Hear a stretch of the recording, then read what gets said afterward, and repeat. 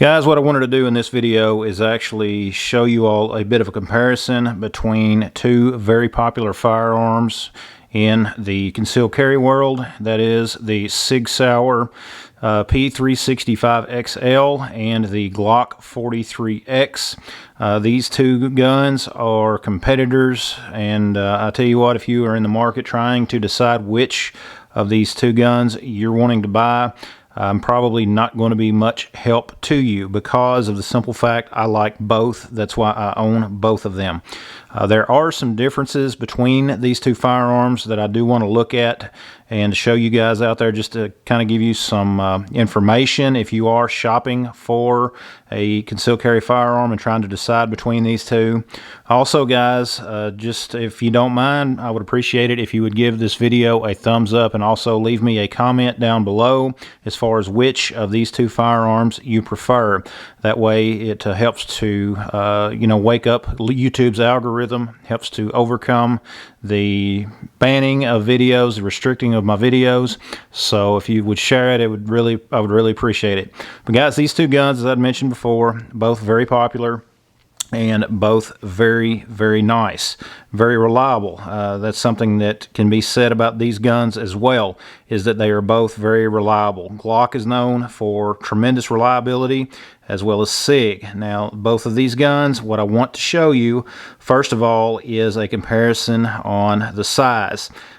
We will just take these, and you can see that as far as the length, these two guns are very similar in overall length. Now, of course, the 365X, which is the shorter version of this particular gun, does have the same grip length, but the slide and barrel are just slightly shorter. I went with this one just because of a little bit added sight radius. I do not have any issues concealing this gun or anything like that. Of course, if you've seen any of my videos on the 43X, you know that this is one of my guns that is regularly my backup gun. There are times that this has served as my primary concealed carry in limited during limited times, during certain periods, and of course that's what this gun will do as well. Both of these guns are basically polymer frame with a steel slide. The trigger on this Sig, that is something that I really like about this gun, that flat-faced trigger. It is a very nice trigger for this size gun. There is just a little bit of sponginess in this gun, of course it being striker fired, which we all know that that's something common for Glocks as well. But this trigger does feel real good. If I were to press the trigger, you can see that it's going to break approximately 90 degrees, right about there. Okay, the reset is right there. That's the reset for this gun. Now the Glock, just as a comparison, is going to break approximately right here. That's where the wall is, and then it breaks. The reset is approximately there for the Glock. The grip length on both of these guns are very close. However, the Glock does have just a little bit more grip in my hands. I do have just a little bit more grip on it.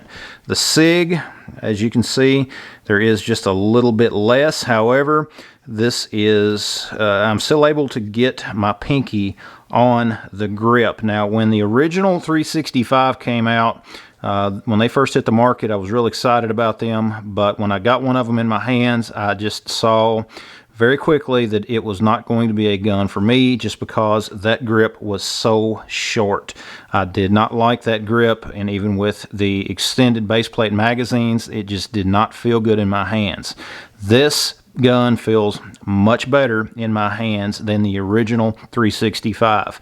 Of course, having that longer slide does give you just a little bit more of a sight radius. However, the X model, the original length model of the 365, is fine, but I do like this a little bit better. Okay, now the sights on the 365, it does come with the night sights.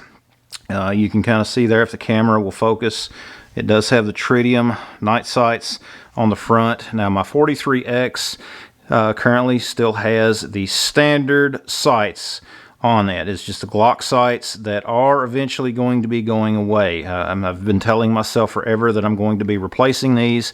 I just haven't done it yet. The 43X is still a great gun. It's still one of my favorite backup guns. One of my favorite concealed carry guns. I mean, it's not just a backup gun. It is a great firearm. It is very reliable. You know, there again, the reason that I'm showing you this is just basically a comparison between both, and I told you guys I'm probably not going to help you decide. I don't have a favorite. Just to show you a little more of the length, comparison of the length of these, you can see that the grips are very close in size, but that the Sig is only slightly shorter just because of the angle back here. Okay, the front of that grip is very similar. Now, it also, in my hands, it does feel a little bit thinner. That may just be me. I've not put any kind of calipers or anything on it to measure it, but it does feel just a little bit thinner in my hands than what the Glock does. The Glock, in my hands, it does seem to fill it out a little bit more. Even the front to back in my hands, the Glock seems to feel a little fuller in my hands. I mean, it works well for me. That's one of the reasons why I carry this gun so much. The Sig, again, it's not bad though. I mean, it is different. Some people prefer the grip over the Sig more than what they do the Glock, but you know, they're again different guns for different folks. It is a you know, just whichever choice that works for you. Of course, the Sig, it's a standard Sig. You know, there are models out there of this gun that do come with a red dot. I do not have the red dot on mine. You know, I opted to not get the red dot for the simple fact I prefer iron sights. I'm a little old school. I like the iron sights in a concealed carry firearm for, you know, many particular reasons. That's what I've used to. It's kind of like my preferences with a vehicle. I prefer a straight shift. You know, there again, I'm just old school, I guess. For me, the iron sights work fine, especially for what role these type of firearms play. You know, my larger guns, you know, I could certainly see putting red dots on them if I was going to do some kind of competition or anything like that, but to each their own. Some people prefer red dots, some people prefer iron sights. I'm an iron sights kind of guy. Overall, these guns are both very user-friendly.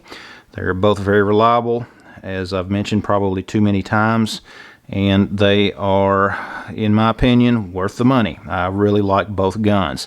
Now, an advantage that the Sig has over the Glock is the standard magazine is a 12-round magazine. The Glocks, they come standard with a 10-round magazine, so you do get 2 extra rounds of ammo in the Sig. You can also get extended magazines up to, I believe, 15 rounds for the Sig. You can also get the Shield Arms magazines that will give you 15 rounds in the Glock 43X. You know, so it's just whatever your personal preference is. In my opinion, stay with the factory Glock mags if you want reliability. I've not had really any issues with my Shield Arms mags, but for reliability, I will always stay with a factory magazine in a Glock.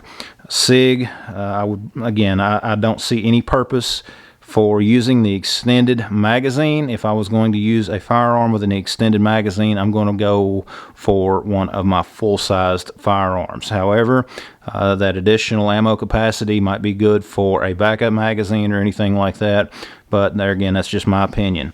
And right now, guys, I just seem to be rambling on, so what we will do is just to go ahead and wrap this up a little bit. But let me know your thoughts down in the comments below, which of these two guns that you would prefer. Also, guys, please check out all of the links down in the description. Please visit my website at boomsticktactical.com, and we will see you next time.